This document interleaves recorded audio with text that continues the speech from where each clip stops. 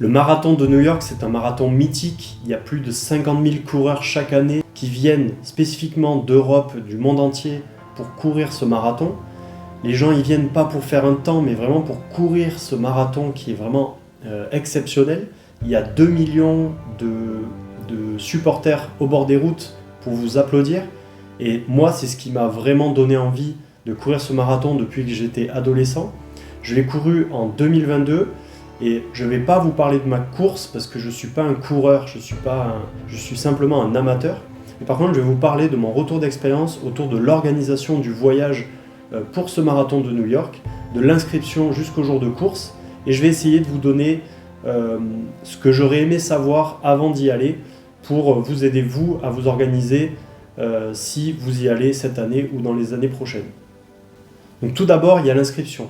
L'inscription, elle peut se faire de différentes manières. J'ai identifié 4 manières de s'inscrire au marathon de New York.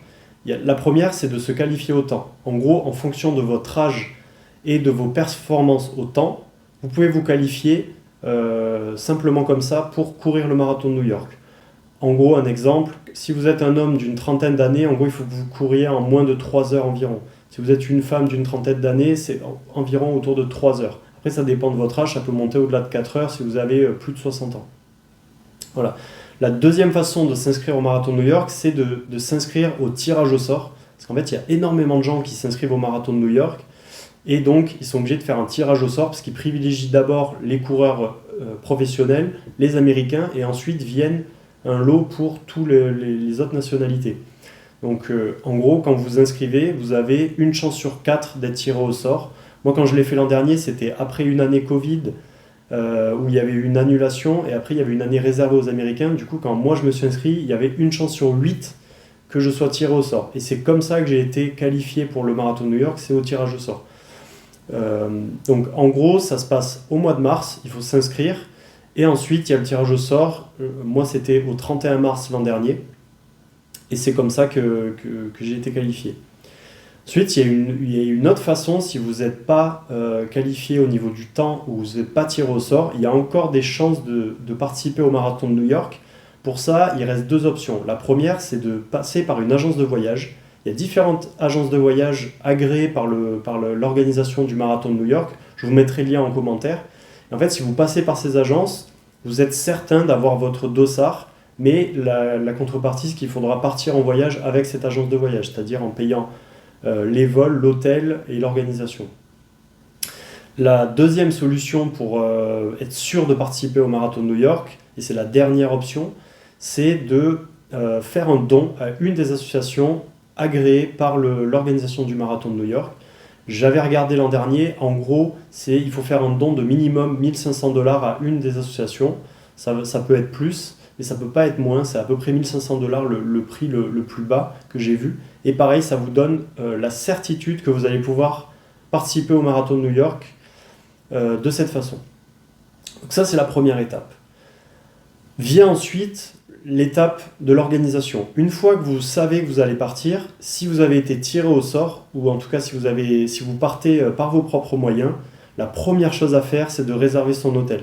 Déjà, ça, vous pouvez le faire avant même d'attendre le tirage au sort. Pourquoi ? Parce qu'il y a des sites comme Booking.com qui donnent la possibilité d'avoir une annulation gratuite. Du coup, vous pouvez déjà réserver votre hôtel avant même que vous ayez les résultats. Vous pourrez annuler gratuitement, et ça, c'est une option à cocher sur le site Booking. Cette façon-là de faire vous permettra d'avoir probablement des prix inférieurs parce que vous allez réserver bien à l'avance de tout le monde, même si à cette période de l'année, au moment du marathon, les prix sont assez élevés. L'hôtel, d'après moi, il faut que vous le réserviez dans le centre de Manhattan pour plus de facilité et de confort. Parce qu'en fait, tout se passe dans Manhattan. C'est-à-dire que le départ part de Manhattan. Il y a différents départs par bus ou par ferry qui partent du centre de Manhattan. Il y a aussi le retrait des dossards qui se passe en plein centre de Manhattan. Et l'arrivée du marathon se fait à Central Park, donc au cœur de Manhattan. Donc en fait, si vous voulez profiter de votre séjour et pas vous fatiguer dans les transports, je vous conseille sincèrement de prendre un hôtel dans le centre de Manhattan. C'est un budget, mais en fait il faut vous dire que c'est le voyage d'une vie peut-être pour vous, Et donc, je vous conseille d'y mettre le budget parce que c'est vraiment important que vous ayez du confort à côté de votre course. Ensuite, il faut réserver le vol. Donc, une fois que vous êtes sûr que vous pouvez partir, et si vous prenez l'option du tirage au sort, je vous conseille de prendre un billet d'avion dès que vous avez la certitude que vous avez été tiré au sort. Généralement, vous avez reçu un mail la nuit du tirage au sort. Donc moi, c'était le 31 mars en pleine nuit. Et bien, j'ai pris mes billets le 31 mars. J'ai pas attendu que voilà, les vols commencent à être pleins pour que les prix explosent. Et du coup, j'ai pu avoir des prix vraiment raisonnables au départ de Montpellier en passant par Paris, avec un direct pour New York ensuite. Une fois que vous avez réservé votre hôtel et votre vol, en fait, vous avez fait la plupart du travail, puisqu'ensuite, vous pourrez vous organiser pour réserver vos activités si vous comptez rester un peu de temps à New York. Mais ça, vous pourrez le faire dans une phase ultérieure, un peu avant le départ. Ce qui est important à savoir, c'est vous devez réserver le transfert depuis l'aéroport. Pareil, vous embêtez pas à prendre différentes façons d'arriver dans le centre. Le mieux, c'est de prendre un Uber ou une navette, c'est le même prix et vous arriverez directement à votre hôtel sans passer par des correspondances ou ce genre de choses. Et encore une fois, pensez à votre fatigue et votre énergie, gardez votre énergie pour le jour du marathon. Pareil, pour les activités, vous pouvez les réserver juste avant d'arriver à New York. Généralement, vous pouvez le faire en ligne. Moi, j'ai tout fait en passant par le site Génération Voyage pour consulter les informations et j'ai ensuite réservé les activités sur différentes plateformes. Ensuite, il y a l'étape du jour de l'arrivée. À quel moment vous arrivez à New York? Ça, c'est important de le savoir au moment où vous réservez votre billet d'avion. Il y a deux écoles. Soit vous arrivez une semaine avant ou plusieurs jours avant et vous profitez de la ville, vous mettez dans un état d'esprit vraiment à New York, vous vous habituez au décalage horaire et vous préparez votre marathon là-bas. Le problème avec ça, c'est que vous risquez de vous fatiguer parce que vous allez visiter beaucoup marcher. À New York, on marche beaucoup.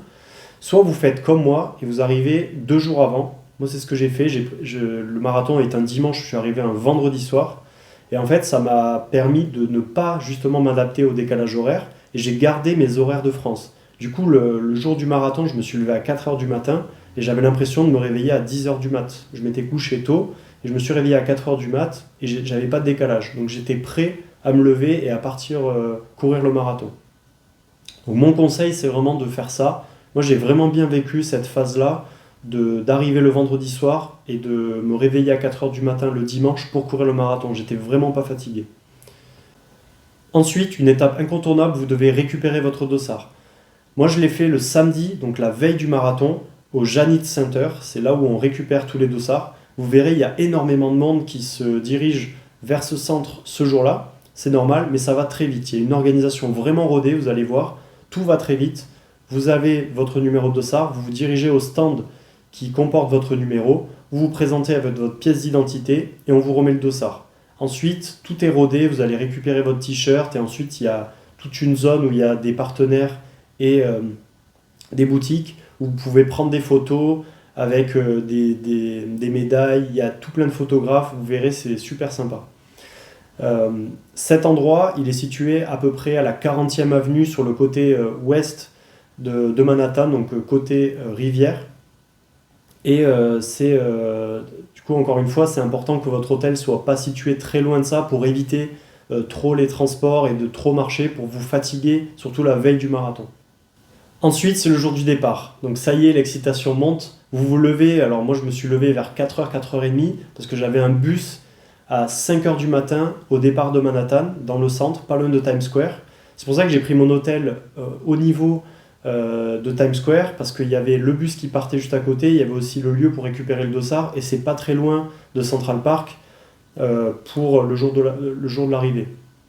Donc pour vous rendre sur la ligne de départ, en fait il y a deux façons de faire. Il y a soit vous prenez un ferry, soit vous prenez un bus. Pour ça on vous enverra toutes les informations par mail un peu avant le départ, donc vous pourrez choisir l'option que vous voulez et en fait après vous partirez sur le départ.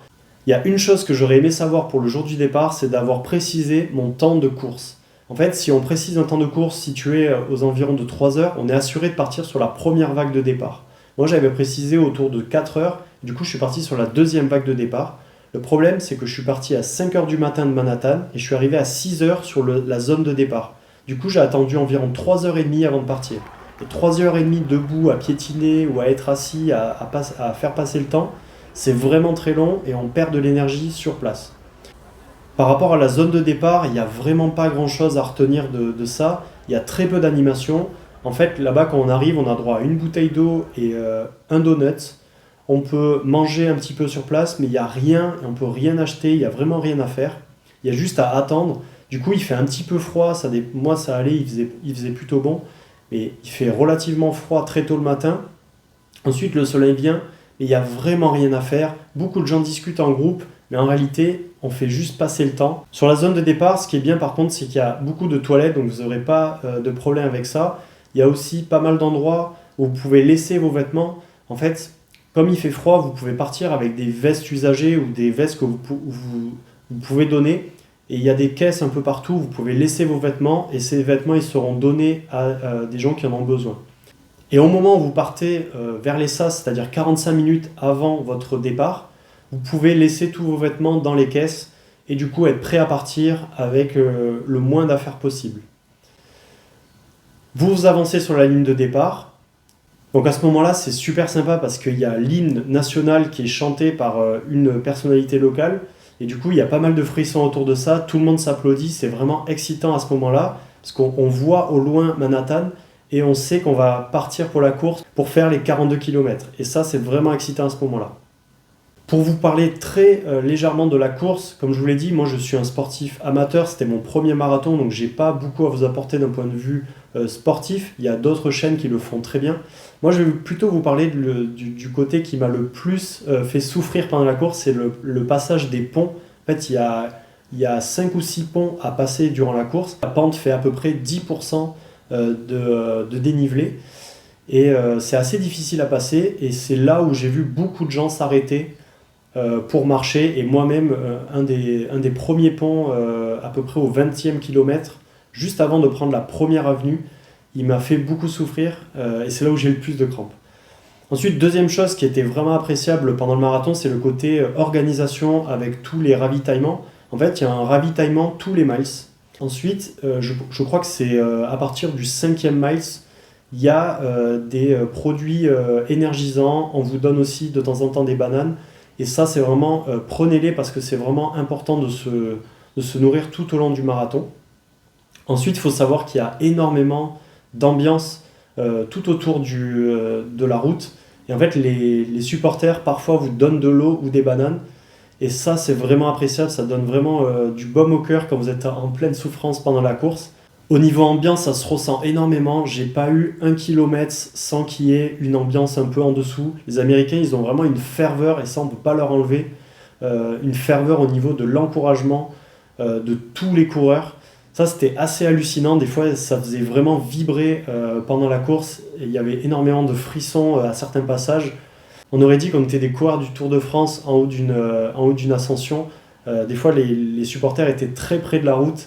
Et ça donnait vraiment de l'encouragement tout au long de la course. Et enfin, quand vous passez la ligne d'arrivée, on vous donne quelques centaines de mètres après du ravitaillement, c'est-à-dire qu'il y a un sac pour vous avec de l'eau, des boissons énergisantes et aussi de quoi manger. Il y a une pomme, je crois, et quelques snacks. Et on vous donne aussi un poncho qui vous tient chaud en arrivant et vous pouvez garder en tant que souvenir. C'est aussi à ce moment-là qu'on vous remet la médaille en tant que finishers. Et après, vous pouvez prendre des photos avec plusieurs photographes qui sont là. Par contre, ce qui est dommage, c'est qu'à l'arrivée, vous ne pouvez pas vous asseoir avant d'être sorti de Central Park. Et il y a à peu près 1 à 2 km de marche à l'issue de la course. Et ça, je peux vous dire que c'était assez compliqué parce qu'il y a tout le monde qui est en train de se bousculer. Et en fait, vous êtes épuisé par votre course. Il vous faut encore marcher environ 2 km pour sortir de Central Park et aller potentiellement vous asseoir et retrouver vos familles. Pour terminer cette vidéo, je change de décor puisque je suis à Rome où je viens de terminer le marathon de Rome. En tout cas, j'espère que cette vidéo vous a été utile et que vous allez réussir votre marathon de New York. Et je vous dis à bientôt. Allez, ciao!